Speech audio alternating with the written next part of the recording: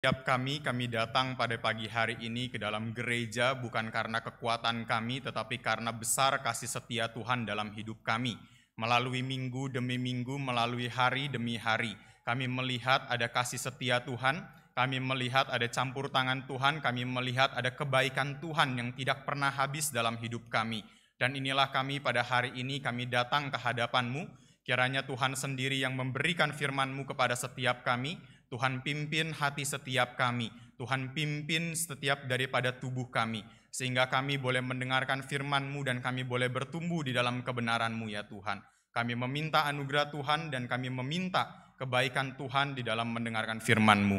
Hanya di dalam nama Tuhan kami, Yesus Kristus, kami berdoa. Amin. Selamat pagi Bapak, Ibu, dan saudara-saudari semuanya.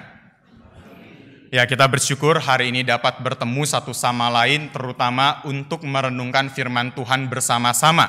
Dan hari ini kita akan membahas satu tema yang sangat penting, yaitu apa yang iblis inginkan. Kalau kita melihat di dalam Alkitab, Alkitab memberitahu kepada kita memiliki musuh secara spiritual dan musuh itu adalah iblis. Iblis memberikan kita pencobaan, iblis memberikan kita kesusahan demi kesusahan di dalam kehidupan kita. Tetapi satu pertanyaan yang akan kita renungkan. Apa yang sebenarnya iblis anggap berharga dan dia inginkan dari semua pencobaan yang kita hadapi? Apa yang iblis anggap berharga dan dia cari di dalam kehidupan kita? Kalau kita, Bapak Ibu semua, misalnya, kalau kita tahu ada seorang perampok yang ingin mengambil kalung kita, saya percaya kita semua akan menjaga kalung kita dengan sangat baik-baik dan hati-hati. Kalau kita tahu ada seorang perampok yang akan masuk ke dalam rumah kita pasti akan menjaga rumah kita dengan baik-baik. Tetapi yang menjadi permasalahannya, kalau kita tidak tahu apa yang perampok itu inginkan, kita tidak tahu apa yang menjadi rencana daripada perampok itu, maka kalung kita, rumah kita bisa dirampok dengan sangat mudah. Itulah kenapa Bapak Ibu semua hari ini kita akan bersama melihat dua pencobaan yang dihadapi oleh Ayub. Kemudian kita akan merenungkan apa yang iblis inginkan dari pencobaan di dalam kehidupan kita. Kita membuka Alkitab kita dari Ayub pasal pertama dan Ayub pasalnya yang kedua. Dari Ayub pasalnya yang pertama dan juga Ayub pasalnya yang kedua. Pencobaan yang pertama ada dalam Ayub pasal 1, kemudian pencobaan yang kedua ada di dalam Ayub pasalnya yang kedua. Ini adalah bagian yang cukup panjang, kita tidak perlu membacakan seluruh daripada ayat-ayat ini. Saya hanya akan membacakan beberapa bagian saja dan Bapak Ibu bisa mengikuti dari Alkitab yang Bapak Ibu miliki. Saya akan membacakan terlebih dahulu dari ayat pertama sampai kepada ayatnya yang ketiga. Saya bacakan bagi kita semua. Judul perikopnya di sana adalah Kesalehan Ayub dicoba. Ada seorang laki-laki di tanah Uz bernama Ayub. Orang itu saleh dan jujur, ia takut akan Allah dan menjauhi kejahatan. Ia mendapat 7 anak laki-laki dan 3 anak perempuan. Ia memiliki 7.000 ekor kambing domba, 3.000 ekor unta, 500 pasang lembu, 500 keledai betina dan budak-budak dalam jumlah yang sangat besar. Sehingga orang itu adalah yang terkaya dari semua orang di sebelah timur. Kita loncat kepada ayat 6 sampai ayat 12. Ayat 6 sampai ayat 12. Pada suatu hari datanglah anak-anak Allah menghadap Tuhan dan di antara mereka datanglah juga iblis. Maka bertanyalah Tuhan kepada iblis, "Dari mana engkau?" Lalu jawab iblis kepada Tuhan, "Dari perjalanan mengelilingi dan menjelajah bumi." Lalu bertanyalah Tuhan kepada iblis, "Apakah engkau memperhatikan hambaku Ayub?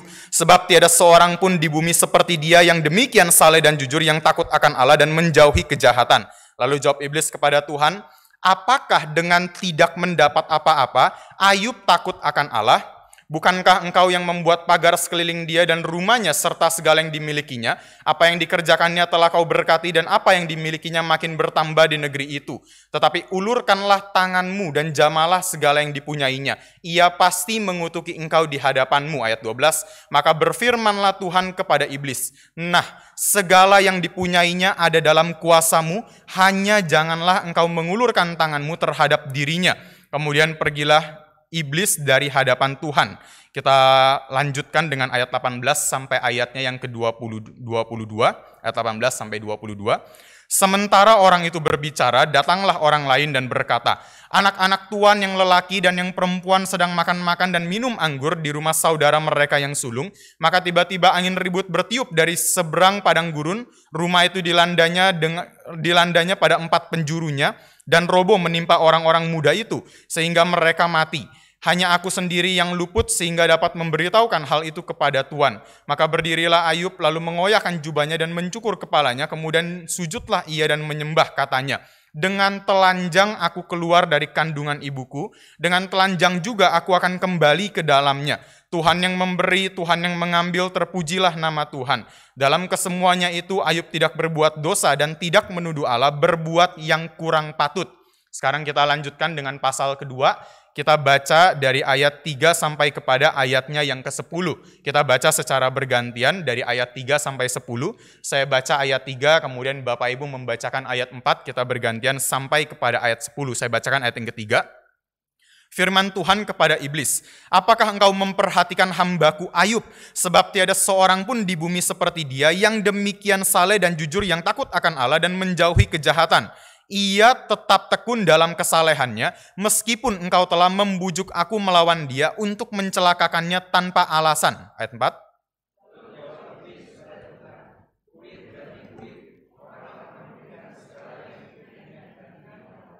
Tetapi ulurkanlah tanganmu dan jamalah tulang dan dagingnya, ia pasti mengutuki engkau di hadapanmu.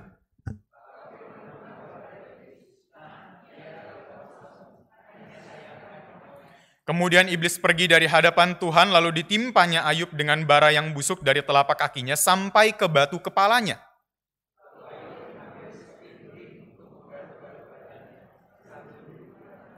Maka berkatalah istrinya kepadanya, masih bertekunkah engkau dalam kesalehanmu? Kutukilah Allahmu dan matilah.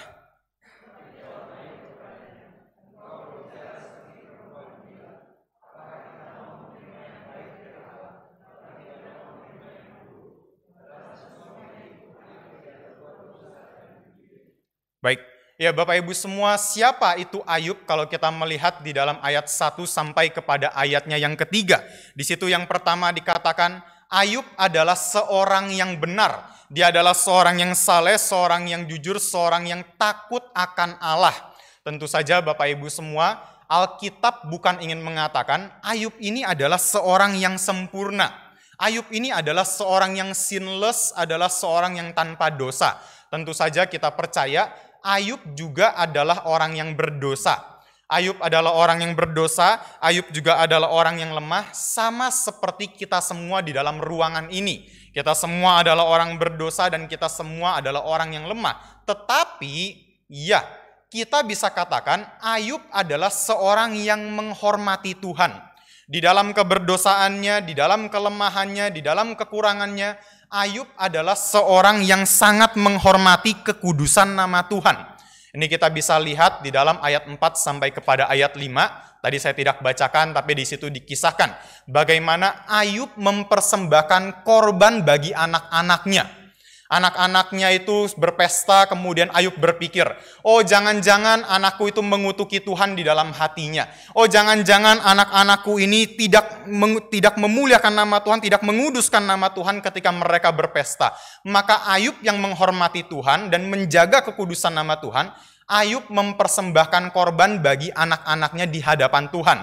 Ini yang pertama yang kita lihat mengenai Ayub, dia adalah seorang yang saleh, dia adalah seorang yang benar. Kemudian ini pun juga dikonfirmasi dari ayatnya yang ke-8. Ini ada perbedaan antara ayat 8 dan juga ayat yang pertama. Kalau di dalam ayat pertama itu adalah tulisan atau ungkapan dari penulis kitab Ayub.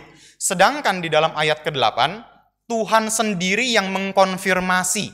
Memang Ayub adalah seorang yang saleh. Memang Ayub adalah seorang yang baik. Memang Ayub itu adalah seorang yang jujur. Ini yang pertama kita lihat dari Ayub, dia adalah seorang yang benar. Kemudian yang kedua dari Ayub kita lihat, dia adalah seorang yang sangat kaya raya. Ternaknya banyak, budaknya banyak, menjadi yang paling kaya di daerah timur, tapi bukan hanya itu saja. Ayat 2 ini sangat penting. Ayat 2 seringkali kita lewati, tapi ayat 2 ini sangat penting. Ayub memiliki banyak anak. Kalau pada hari ini Bapak Ibu semua, mungkin banyak daripada Bapak Ibu yang sudah berkeluarga tidak berani gitu ya punya banyak anak. Khususnya bagi Bapak Ibu atau saudara-saudari yang merencanakan pernikahan atau akan menikah sebentar lagi, mungkin saudara-saudari atau Bapak Ibu sudah memikirkan, wah sudahlah nanti kalau menikah kita maksimal anaknya 2 saja, atau maksimal anaknya 3 saja. Jangan seperti papa mama saya dulu, anaknya bisa 10, anaknya bisa 12, anaknya bisa 15. Jangan, pokoknya kita anaknya 2 atau 3 saja sudah cukup. Pada hari ini Bapak Ibu, kita mengatakan banyak anak, banyak kesulitan. Banyak anak, banyak kerepotan. Banyak anak, banyak pengeluaran. Kita takut banyak anak pada hari ini karena banyak anak, banyak kesulitan. Tapi pada hari itu kalau kita mengerti konteks di dalam perjanjian lama, memiliki seorang anak adalah tanda kamu itu diberkati oleh Tuhan. Semakin kamu banyak anak, semakin kamu itu diberkati oleh Tuhan. Itulah kenapa kalau Bapak Ibu mengingat kisah mengenai Yakub, Yakub memiliki 2 orang istri. Yang pertama adalah Lea, kemudian yang kedua adalah Rahel. Mereka melakukan kompetisi yang paling unik di dalam Alkitab. Mereka berkompetisi, siapa yang anaknya paling banyak. Lea mengatakan, oh saya punya anak. Lalu Rahel bilang, saya juga punya anak. Lalu Lea ada punya anak lagi, Rahel punya anak lagi. Mereka punya anak lagi, mereka punya anak lagi. Mereka berkompetisi, siapa yang paling punya banyak anak untuk menyatakan, saya itu lebih diberkati oleh Tuhan daripada kamu. Saya itu lebih diberkati oleh Tuhan daripada kamu. Itulah kenapa kalau di dalam perjanjian lama, di dalam Alkitab kita melihat, orang yang mandul atau perempuan yang mandul itu seperti sebuah aib. Karena bagi mereka, kalau kamu mandul, kamu itu tidak diberkati oleh Tuhan. Saya punya anak, saya itu diberkati oleh Tuhan. Dan inilah pribadi Ayub. Sudah kaya raya, sudah sangat diberkati oleh Tuhan, tetapi sangat saleh di dalam kehidupannya. Nah maka Bapak Ibu semua, di dalam pandangan umum pada hari itu, ya sebenarnya termasuk pandangan umum pada hari ini juga. Banyak orang yang mengatakan, orang seperti Ayub itu tidak mungkin mendapatkan malapetaka. Orang seperti Ayub ini tidak mungkin mendapatkan kesialan dalam kehidupannya. Orang seperti Ayub ini tidak mungkin mendapatkan kesulitan di dalam kehidupannya. Kalau misalnya ya Bapak Ibu semua kita coba berandai-andai atau kalau kita bayangkan. Misalnya kita punya seorang teman yang kaya raya tetapi tidak saleh. Tiap hari kerjanya main pelacur. Tiap hari kerjanya nipu orang, tiap hari kerjaannya itu pukulin keluarga dan sebagainya. Mungkin kita akan mengatakan, wah ini orang, saya harap dia cepat mendapat malapetaka. Saya harap dia cepat mendapat penghukuman Tuhan. Memang dia boleh kaya, tapi dia tidak saleh. Sedangkan kalau kita melihat Ayub di dalam Alkitab, sudah kaya, sudah diberkati, sudah banyak anak, tapi tetap saleh. Maka menurut pandangan orang-orang pada hari itu dan pada hari ini juga banyak orang yang mengatakan tidak mungkin orang seperti Ayub terkena malapetaka. Orang saleh, orang yang sangat diberkati Tuhan, pasti hidupnya itu akan lancar. Nah inilah yang kita lihat di dalam ayat 1 sampai dengan ayatnya yang kelima mengenai kehidupan daripada Ayub. Yang menarik adalah setelah kita baca di dalam ayat 6 sampai ayat 12, di sini ada satu peralihan yang jarang kita perhatikan. Kalau tadi ayat 1 sampai ayat 5, di situ berbicara mengenai siapa Ayub di dalam dunia ini. Di dalam ayat 6 sampai ayat 12, ini berbicara tentang apa yang terjadi di dalam dunia spiritual. Yaitu, iblis datang kepada Tuhan. Ini menjadi satu hal yang tidak dilihat oleh Ayub. Ini menjadi satu hal yang tidak dilihat oleh teman-teman Ayub yang datang dan berusaha menghibur dia, tapi mereka tidak melihat ini semua. Maka kalau kita di dalam Alkitab, coba saja misalnya kita bayangkan, ayat 6 sampai ayat 12 tidak dituliskan di dalam Alkitab. Mungkin ketika kita melihat Ayub mendapatkan penderitaan, respon kita sama seperti teman-teman Ayub. Ayub, kamu pasti berdosa. Kamu pasti punya kesalahan sama Tuhan. Kamu pasti tidak bertobat sungguh-sungguh dalam kehidupanmu. Makanya kamu sekarang mendapatkan malapetaka. Makanya sekarang kamu sakit habis-habisan. Makanya sekarang semua hartamu itu hilang dan sebagainya. Mungkin itu yang akan kita katakan kalau tidak ada ayat 6-12. Tapi kita bersyukur kita ada ayat 6-12, maka kita tidak memfitnah Ayub yang macam-macam, kita tidak mengatakan Ayub yang macam-macam. Kita tahu ada yang terjadi di dalam dunia spiritual. Bukan hanya secara fenomena apa yang terjadi kepada kehidupan Ayub, tapi secara spiritual ada yang terjadi di balik fenomena tersebut. Iblis datang kepada Tuhan, kemudian Tuhan bertanya kepada iblis, "Dari mana engkau?" Kemudian iblis mengatakan, "Oh, saya habis mengelilingi dan menjelajah bumi. Saya habis mengelilingi bumi ini." Dan perhatikan di dalam ayat ke-8, justru Tuhanlah yang membawa Ayub menjadi topik pembicaraan. Bukan iblis loh Bapak Ibu yang membawa Ayub jadi topik pembicaraan. Bukan iblis yang mengatakan tiba-tiba, "Tuhan nih Ayub nih baik banget hidupnya, saya pengen cobai dia." Tidak. Tapi Tuhan sendiri yang membawa Ayub menjadi topik pembicaraan, seolah-olah Ayub itu seperti sebuah piala. Dia mengatakan kepada iblis, "Iblis, apakah kamu lihat hambaku Ayub ini seperti sebuah piala? Dia adalah hamba yang sangat baik, dia adalah seorang yang sangat saleh, dia adalah seorang yang sangat jujur, dia adalah seorang yang sangat takut akan Tuhan." Saya kira Bapak Ibu semua ini menjadi satu pujian yang sangat luar biasa kepada Ayub. Pujian ini bukan datang dari manusia, pujian ini bukan datang dari temannya, pujian ini bukan datang dari imam pada hari itu, tapi pujian ini datang dari Tuhan sendiri. Satu hal Bapak Ibu semua yang bisa kita renungkan mengenai bagian ini. Kita ketika melayani, atau ketika kita menjadi orang Kristen, kita hidup di dalam kesalehan, kita hidup di dalam kebaikan dan sebagainya. Mungkin orang lain puji kita, mungkin hamba Tuhan puji kita, mungkin orang-orang sekitar kita, keluarga kita memuji kita dan mereka bangga dengan kehidupan kita. Tapi satu hal yang mungkin harus kita juga perhatikan, apakah Tuhan akan mengatakan hal yang sama? Apakah Tuhan akan bangga juga? Apakah Tuhan akan senang dengan kehidupan kita? Apakah Tuhan dalam tanda kutip akan memuji sama seperti yang Tuhan lakukan kepada Ayub? Tuhan memberikan pujiannya kepada Ayub. Ini menjadi satu hal yang sangat luar biasa. Dan tentu saja iblis tidak senang dengan hal tersebut.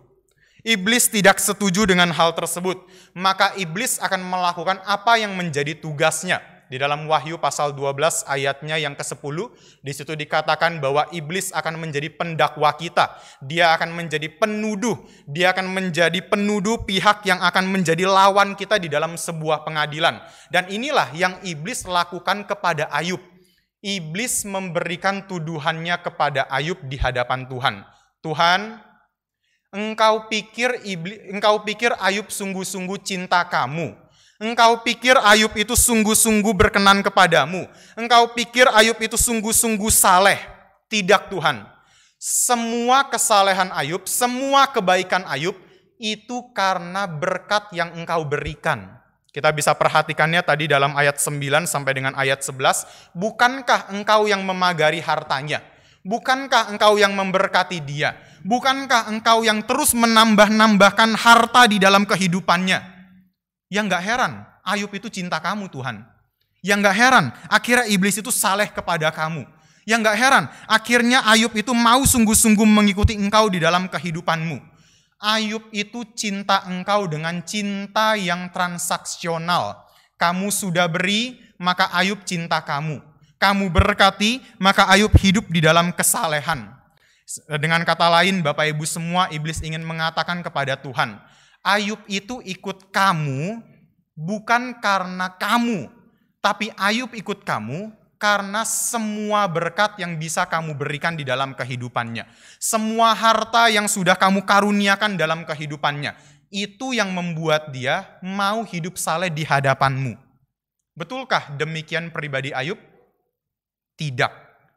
Sekarang kalau kita renungkan, kita bayangkan Bapak Ibu semua, kalau tadi kita mengatakan, oh tidak, Ayub itu tidak seperti itu. Kalau iblis mengatakan tuduhan itu kepada Ayub, itu tidak benar. Nah sekarang pertanyaannya, kalau iblis memberikan tuduhan yang sama kepada diri Bapak Ibu dan saya, benar atau salah? Benar atau salah? Mungkin saja benar loh Bapak Ibu. Mungkin saja benar.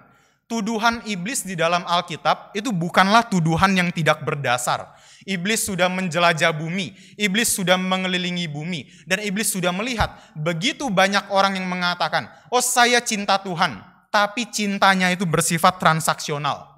Oh saya mau mengikuti Tuhan, tapi ikut Tuhan dengan cinta yang transaksional. Contoh misalnya, saya percaya ada dari Bapak Ibu atau bahkan saya sendiri pernah berdoa seperti ini. Banyak orang-orang Kristen yang berdoa dengan mengatakan, oh Tuhan tolong ya berikan saya kehidupan yang lebih baik. Oh Tuhan tolong ya supaya pekerjaan saya lancar. Oh Tuhan tolong supaya anak saya lahir dengan baik-baik. Oh Tuhan tolong supaya nanti saya punya keluarga seperti ini, punya pekerjaan seperti ini, saya bisa beli rumah yang baru, saya bisa sekolahkan anak di tempat yang baik dan sebagainya. Tuhan tolong ya ini semua. Kemudian kita mengatakan, saya janji.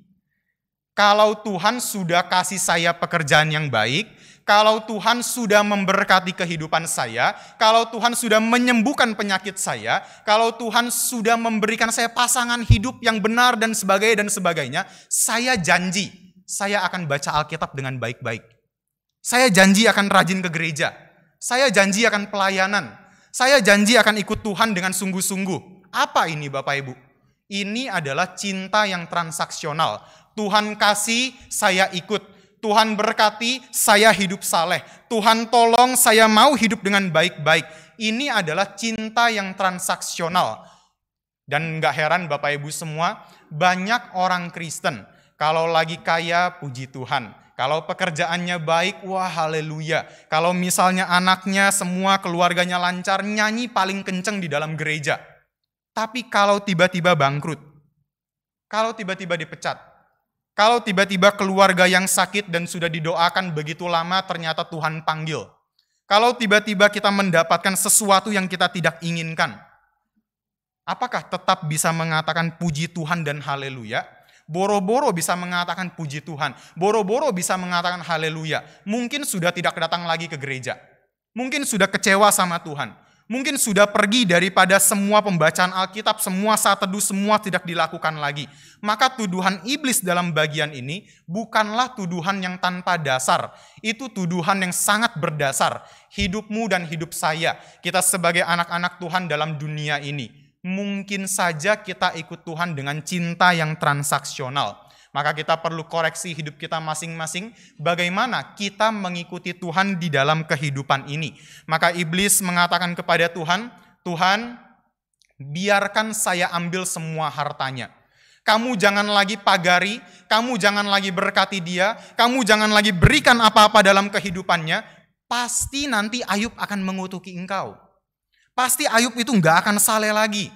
Pasti Ayub itu tidak akan menjadi anakmu ya Tuhan. Dia pasti akan pergi meninggalkan engkau dan akan mengutuki engkau. Dan tanpa disangka ayat 12 yang tadi kita sudah baca, Tuhan izinkan hal tersebut terjadi. Ini menjadi satu hal yang seringkali menjadi pertanyaan bagi kita sebagai orang-orang Kristen. Kenapa ya Tuhan izinkan hal yang buruk kepada orang yang saleh? Kenapa ya orang yang sangat cinta Tuhan dan takut akan Tuhan justru mengalami malapetaka yang sangat berat di dalam kehidupannya? Apalagi Bapak Ibu semua, kalau tadi Bapak Ibu perhatikan di dalam pasal 2 ayat 3 di situ dikatakan, saya bacakan sekali lagi. Pasal 2 ayat yang ketiga, apakah engkau memperhatikan hambaku Ayub, sebab tiada seorang pun di bumi seperti dia yang demikian saleh dan jujur, yang takut akan Allah dan menjauhi kejahatan. Ia tetap tekun dalam kesalehannya, meskipun engkau telah membujuk aku melawan dia untuk mencelakakannya tanpa alasan. Tanpa alasan. Bukan karena Ayub itu sudah meninggalkan persembahan bagi anak-anaknya, bukan karena Ayub itu sudah tidak lagi mau ikut sama Tuhan, bukan karena Ayub melakukan satu dosa tertentu, bukan karena Ayub itu jahat di dalam kehidupannya, baru Tuhan memberikan malapetaka tersebut. Tidak, dikatakan tanpa alasan. Kita perlu hati-hati Bapak Ibu semua sebagai orang Kristen. Jangan terlalu cepat menyimpulkan, kalau kamu sakit pasti ada dosa. Kita tahu ya, ada hamba-hamba Tuhan, banyak hamba-hamba Tuhan seperti ini. Kalau kamu sakit, kamu pasti punya dosa tertentu. Kalau kamu mendapatkan bangkrut, kamu mendapatkan malapetaka, nah kamu pasti punya kesalahan yang kamu tidak akui di hadapan Tuhan. Akhirnya banyak hamba-hamba Tuhan ditelepon sama jemaat, Pak, tolong Pak, saya sakit di rumah sakit ini. Datang ya Pak, doakan saya. Kemudian hamba Tuhan datang berbicara dengan pasien tersebut lalu mengatakan, wah kamu pasti ada dosa tertentu. Kamu harus bertobat dengan sungguh-sungguh. Kamu akui kesalahanmu di hadapan Tuhan. Lalu dia mulai berdoa dengan sungguh-sungguh. Tuhan tolong ampuni saya, semua dosa disebutkan A sampai Z, semuanya dikatakan di hadapan Tuhan. Setelah 1 minggu kemudian, bukannya sembuh, ternyata makin parah. Lalu dia berdoa lagi, dia menelepon lagi hamba Tuhan tersebut. Pak, saya sudah berdoa sungguh-sungguh. Saya sudah sebutkan semua doa saya, semua yang sengaja saya lakukan dan semua yang tidak sengaja saya lakukan, saya sebutkan di hadapan Tuhan. Saya sudah minta pengampunan Tuhan. Tapi kenapa ya Pak, saya masih sakit? Nah ini ya trik hamba Tuhan. Kalau jadi hamba Tuhan enak, bisa saja menyalahkan yang lainnya. Hamba Tuhan langsung mengatakan, oh itu karena kamu kurang iman. Makanya kamu masih sakit. Kalaupun kamu sudah bertobat, kalaupun kamu sudah mengakui dosa, kamu itu kurang beriman. Akhirnya sang jemaat bukannya tambah sembuh, tambah sakit, malah meninggalkan Tuhan di dalam kehidupannya. Nah maka hati-hati Bapak Ibu semua, jangan terlalu cepat menyimpulkan. Kalau kamu sakit, pasti karena dosa. Kalau kamu bangkrut, pasti karena kesalahan. Belum tentu semua, dalam tanda kutip, malapetaka di hidup kita itu terjadi karena dosa kita sendiri. Belum tentu Bapak Ibu, belum tentu.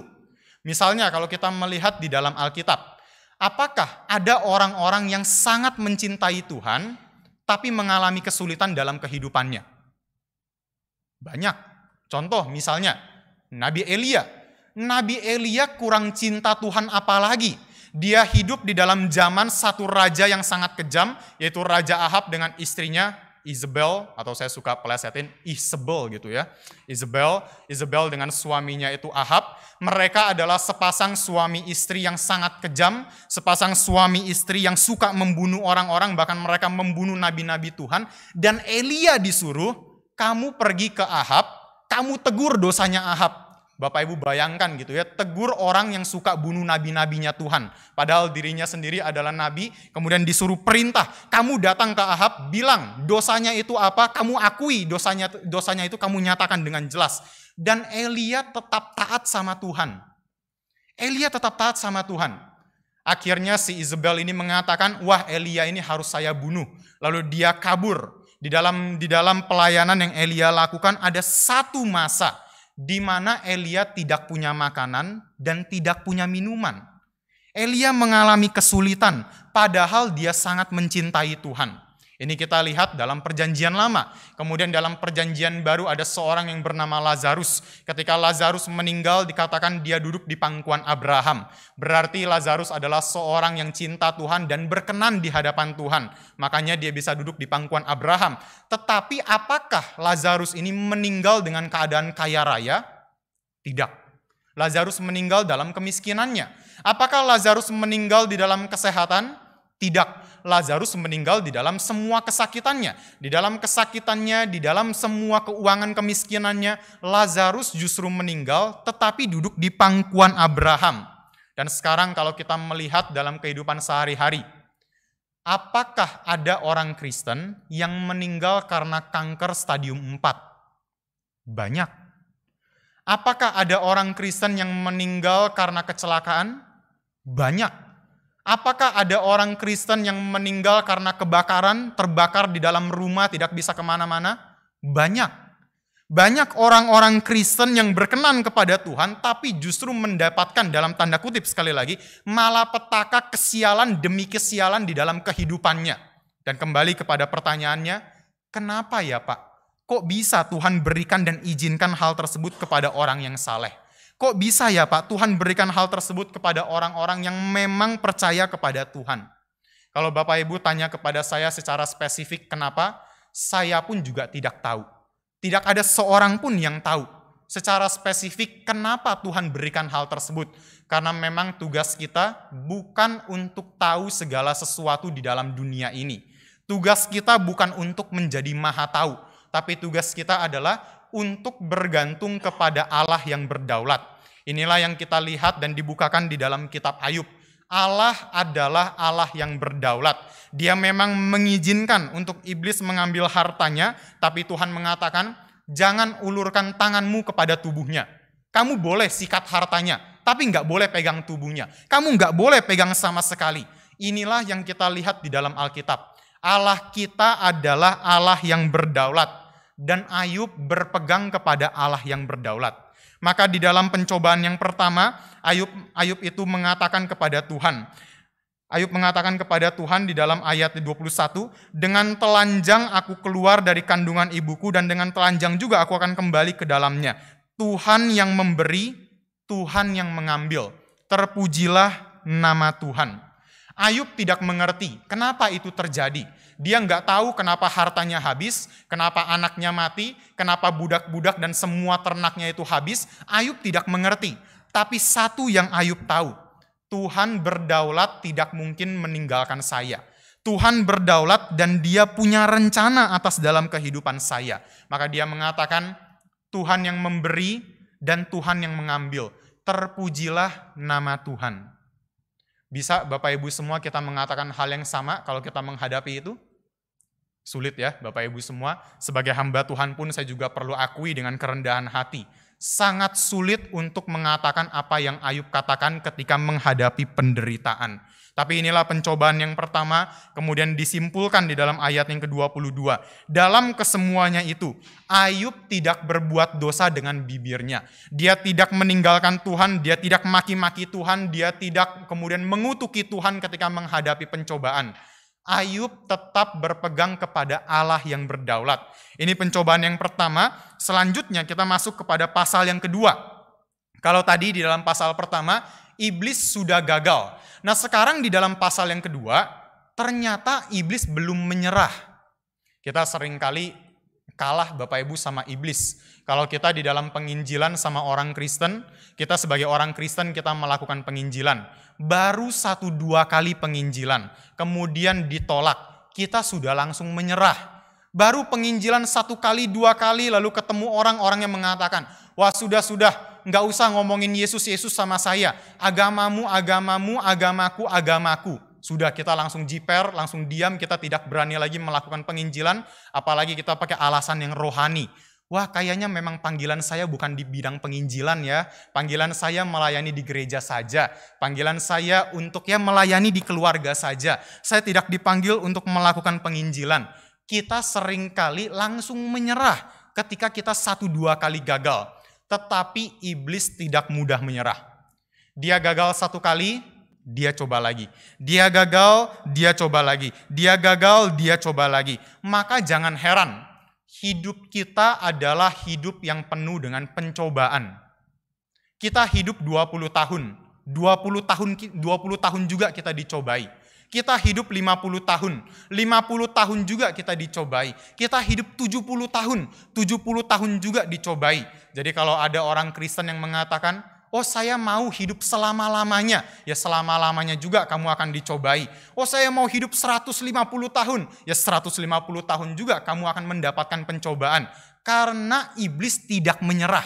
Iblis akan terus mencobai kita. Iblis akan terus memberikan pencobaannya dalam hidup kita. Sama seperti Ayub. Pencobaan pertama sudah lewat. Datanglah pencobaan yang kedua. Ini secara pola sama, yaitu iblis datang kepada Tuhan, kemudian Tuhan bertanya dari mana, habis mengelilingi bumi, menjelajah bumi. Kemudian di dalam ayatnya yang ketiga, tadi di situ Tuhan mengatakan, kamu lihat gak hambaku ini Ayub? Walaupun kamu sudah mencelakakan dia, walaupun kamu sudah mengambil semua hartanya, semuanya itu sudah hilang, Ayub masih saleh loh. Ayub masih setia loh terhadapku. Ayub ini masih menjaga kekudusan nama Tuhan di dalam kehidupannya. Dan tentu saja iblis tidak senang lagi. Iblis memberikan tuduhan yang kedua. Iblis mengatakan kepada Tuhan, Tuhan wajar kalau Ayub masih setia. Ayub itu masih sehat. Tubuhnya itu masih baik-baik saja. Kalau cuma pencobaan yang pertama, itu pencobaan yang gampang Tuhan. Itu pencobaan yang eksternal. Di luar dari tubuhnya, di luar dari pribadinya sendiri. Maka Tuhan sekarang biarkan saya menjamah tubuhnya itu. Biarkan saya memberikan pencobaan yang berikutnya. Bukan bersifat eksternal lagi, tetapi bersifat internal di dalam kehidupannya. Dan kita perlu akui, memang pencobaan yang langsung kepada diri, itu pencobaan yang lebih sulit. Itu pencobaan yang lebih berat.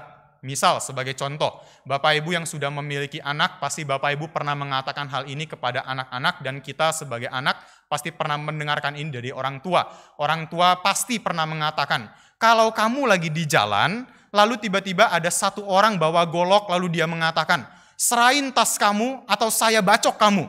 Udah, kamu jangan lawan, kamu serahin aja langsung tasnya.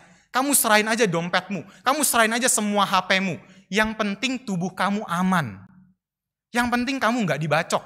Yang penting kamu nggak kenapa-napa. Biarin dia dapat semua harta itu. Yang penting tubuh kamu itu baik-baik saja. Dan sekali lagi, itulah kenapa iblis mengatakan, orang akan memberikan segala sesuatu ganti nyawanya. Kalau nyawanya itu sudah terancam, pasti dia akan memberikan segala sesuatu. Sama, kalau Ayub sudah mendapatkan penyakit dan semua kesulitan di tubuhnya, dia pasti akan meninggalkan engkau. Dan sekali lagi Bapak Ibu semua, ini bukan tuduhan tanpa dasar. Abraham bohong Sarah adalah istrinya. Kenapa? Takut dibunuh. Petrus yang tadinya mengatakan, sekali-kali itu tidak akan terjadi. Aku berani mati untuk engkau. Aku berani untuk mengorbankan nyawaku. Aku akan membela engkau Yesus. Tapi akhirnya ketika Yesus ditangkap, dia menyangkal Yesus 3 kali. Kenapa Petrus yang tadinya sangat berani sok jagoan tiba-tiba menjadi ketakutan? Karena takut dibunuh. Takut tubuhnya itu rusak. Takut tubuhnya itu hancur. Maka iblis mengatakan, Tuhan, biarkan saya pegang tubuhnya ini. Biarkan saya jamah kesehatannya. Dia pasti akan mengutuki engkau. Dan sekali lagi, Tuhan izinkan itu terjadi di dalam kedaulatannya. Kamu boleh jamah tubuhnya, tapi kamu tidak boleh ambil nyawanya. Kamu boleh silahkan bikin dia sakit, tapi kamu tidak boleh ambil nyawanya. Akhirnya Ayub mendapatkan barah yang begitu parah, dikatakan dari kaki sampai kepala, batu kepala semuanya seperti barah yang busuk. Kalau kita bayangkan mungkin seperti tulah ke-6 di tanah Mesir yang dituliskan di dalam Keluaran pasal 9 ayat 9 sampai 11. Di situ dituliskan bagaimana ahli-ahli Mesir, mereka yang adalah orang-orang jagoannya Mesir, ahli-ahli Mesir ini, mereka juga mendapatkan barah tersebut, lalu mereka mengatakan, kami tidak lagi dapat bertahan, berdiri di hadapan Tuhan. Kami tidak dapat lagi berdiri di hadapan Musa. Mereka tidak tahan lagi, lalu mereka kabur dari hadapan Musa. Inilah yang dihadapi oleh Ayub. Ayub mendapatkan barah yang begitu parah, saking parahnya dia sudah tidak tahan, dia ambil sekeping beling, dia garuk-garuk badannya itu dengan beling tersebut. Sakit dari beling itu masih lebih baik daripada sakit bara tersebut.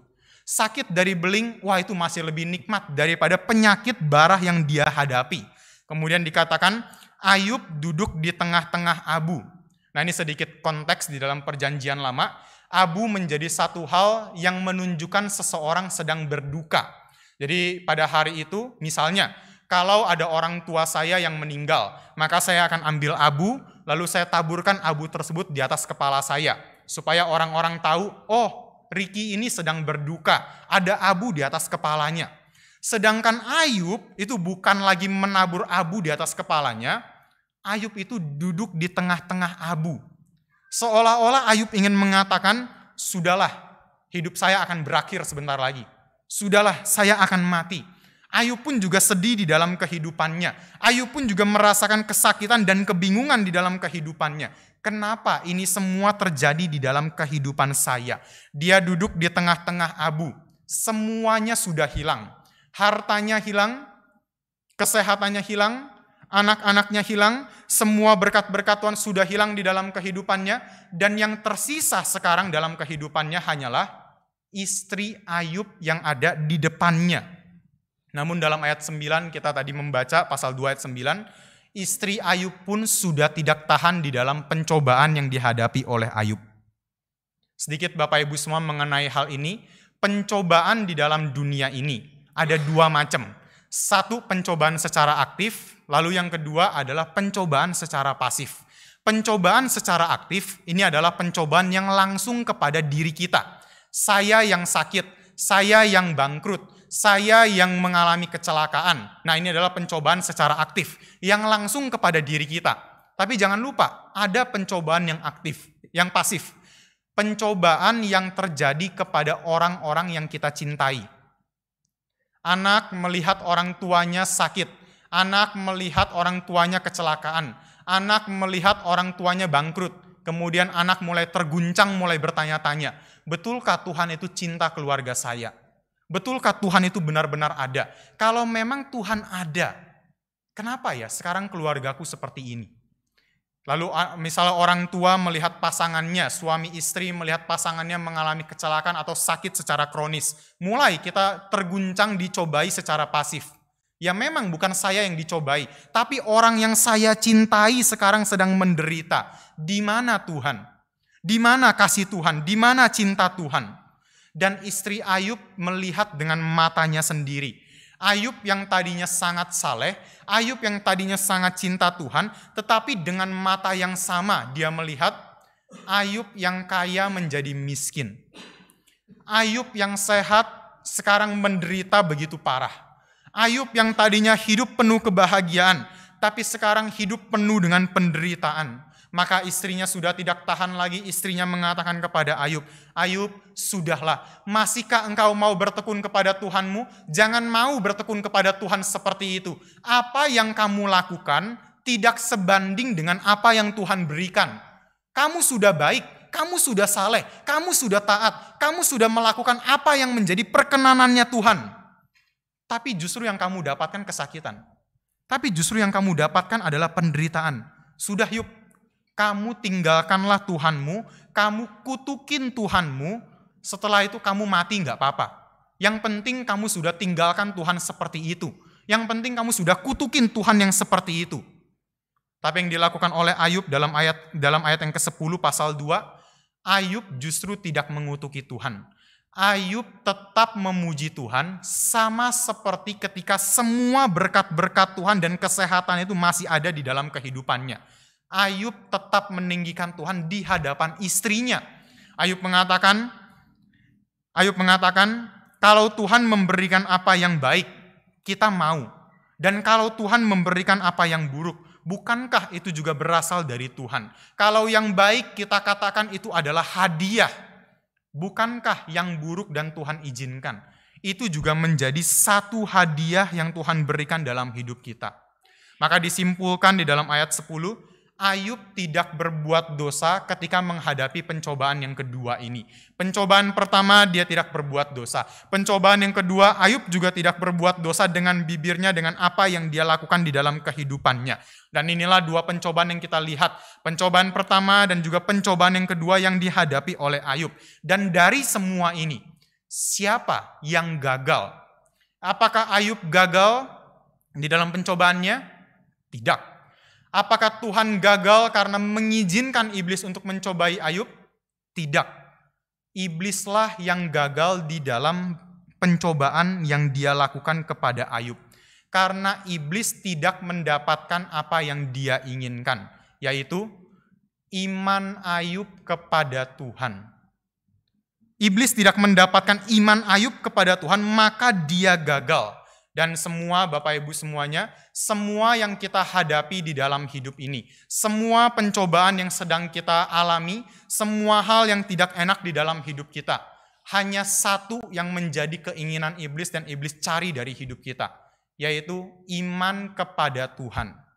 Kita boleh jadi orang kaya raya, kita boleh jadi orang yang sehat, dan iblis nggak peduli sama hal tersebut.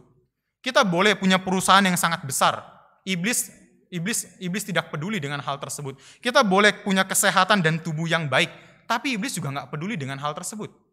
Iblis tidak perlu belanja, iblis tidak perlu belanja bulanan buat makan hari-hari, iblis tidak perlu kesehatan kita karena dia tidak pernah sakit, kecuali nanti pada hari penghakiman dia akan mendapatkan penghukumannya Tuhan. Tetapi iblis tidak perlu itu semua. Yang iblis inginkan dari hidup kita adalah iman kita kepada Tuhan. Boleh kaya, boleh sehat, asal tidak ada iman. itu sudah cukup bagi iblis. Yang penting kamu tidak beriman kepada Tuhan, itu sudah membuat saya senang, kata iblis. Terkadang Bapak Ibu semua ketika kita di dalam hidup ini sebagai orang Kristen, ketika kita melihat ada orang-orang di luar sana yang non-Kristen dan hidupnya sangat jahat, sangat bejat, sangat kejam. Seringkali kita bertanya-tanya sebagai orang Kristen, kenapa ya orang-orang jahat ini justru memiliki hidup yang lebih baik daripada saya? Kenapa ya orang-orang yang kejam ini justru memiliki hidup yang lebih baik daripada saya? Saya tiap minggu datang ke gereja, nih orang Kristen pun juga enggak. Tapi justru hidupnya itu lebih enak daripada saya. Nah sedikit Bapak Ibu semua saya sharing, saya selain daripada pelayanan di GRI Pusat, saya juga ada pelayanan di beberapa penjara. Nah ini sudah menjadi rahasia umum pastinya. Di penjara itu kan ada yang namanya kamar VIP. Jadi kalau misalnya Bapak Ibu menjadi orang kaya masuk ke dalam penjara, Bapak Ibu bisa membeli kamar VIP. Uang daftar ulangnya, uang masuknya 150 juta, kemudian tiap bulan bayar 5 juta. Jadi satu kamar bertiga, nanti ada AC-nya, ada treadmill-nya di dalam, ada TV-nya, ada Wi-Fi-nya, bisa pegang HP, main di dalam, dan sebagainya. Nah ini adalah kamar VIP.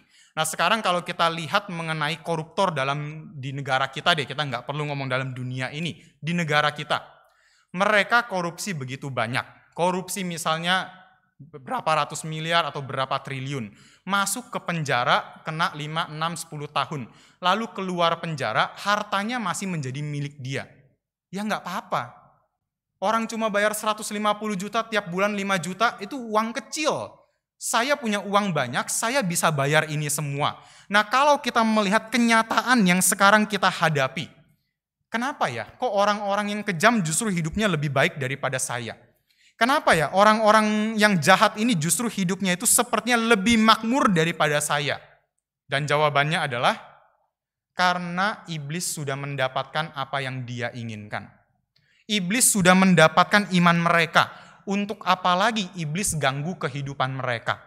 Jangan-jangan iblis mikir gitu ya. Jangan-jangan kalau saya ambil hartanya nanti dia mau tobat datang ke gereja. Wah jangan-jangan nanti kalau saya ambil kesehatannya, malah dia mau datang ketemu hamba Tuhan sungguh-sungguh percaya sama Yesus. Sudahlah, daripada nanti saya ambil dia percaya Yesus, biarin aja dia hidup senang-senang. Biarin aja dia punya kesehatan yang baik. Biarin aja dia punya harta yang banyak. Yang penting dia tidak beriman kepada Tuhan. Inilah yang iblis inginkan. Maka ketika kita menghadapi pencobaan dan momen ketika kita mengatakan, saya tidak mau lagi mengikuti Tuhan. Saya tidak mau lagi percaya Yesus, datang ke gereja, membaca firman dan sebagainya. Itu adalah momen kemenangannya iblis. Itu adalah momen kemenangannya iblis. Tuhan tidak rugi kalau kita tidak mau jadi anak-anaknya. Tuhan tidak pernah rugi. Tuhan tidak pernah merasa, wah sayang ya kalau dia pergi dari gereja, sudah deh saya lindungin aja kehidupannya. Tuhan tidak pernah rugi kalau kita keluar dari gereja. Tapi iblis yang akan menang ketika kita tidak mau lagi datang ke gereja. Oleh karena itu Bapak Ibu semuanya sebagai penutup, satu sikap yang bisa kita miliki dan perlu dimiliki oleh orang Kristen. Sikap nothing to lose. Nah kita sering dengar perkataan ini ketika kita berbicara dengan saudara-saudari atau teman-teman kita. Oh saya ini orangnya nothing to lose. Orang yang nothing to lose adalah orang-orang yang tidak akan menghold atau menggenggam atau memegang segala sesuatu asal yang paling penting itu tidak hilang. Kalau kamu mau ini nggak apa-apa. Yang penting kamu jangan ambil ini. Kalau kamu mau ambil harta saya nggak apa-apa. Yang penting kamu jangan ambil yang ini. Nah itu adalah sikap orang-orang yang nothing to lose. Dia tahu apa yang paling penting. Dan yang lain hilang itu nggak apa-apa. Asal yang paling penting itu tidak hilang. Dan bagi Ayub, tidak ada harta nggak apa-apa. Tidak ada kesehatan nggak apa-apa.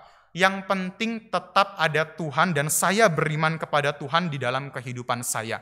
Bagi Ayub, Tuhan adalah segalanya. Tidak apa-apa, tidak ada yang lain. Maka saya nothing to lose for God.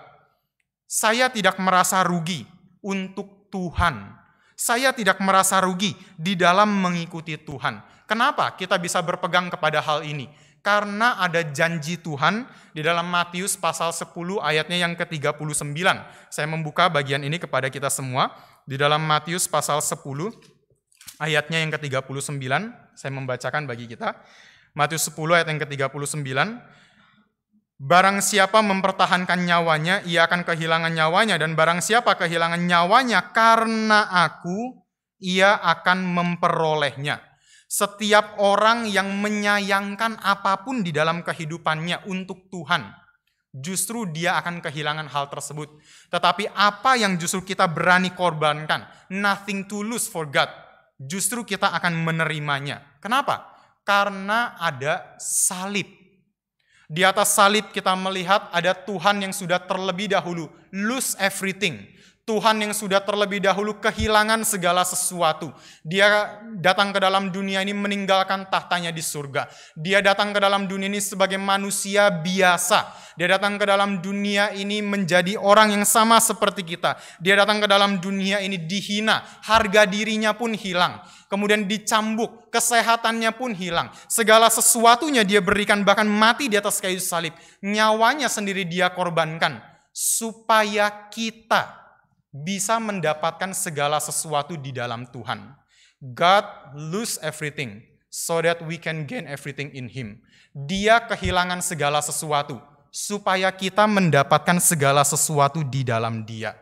Oleh karena itu Bapak Ibu semua pada hari ini, kalau biasa hamba-hamba Tuhan atau di dalam gereja lain mereka mengatakan, oh tahun ini adalah tahun Yobel, oh tahun ini adalah tahun berkat rahmani, oh tahun ini adalah tahun hujan berkat dan sebagainya.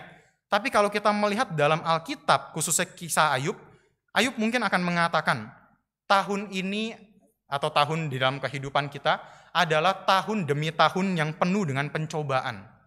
Tahun demi tahun, hari demi hari yang penuh dengan kesulitan.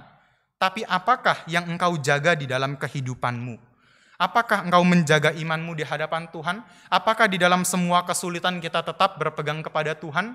Biarlah Bapak Ibu semua melalui firman Tuhan pada hari ini, kita boleh kembali diingatkan, kita kembali disegarkan. Bagaimana sebagai orang Kristen dan anak-anak Tuhan, melalui penebusan yang Kristus berikan di atas kayu salib, kita berpegang dan menjaga iman kita di hadapan Tuhan untuk selama-lamanya.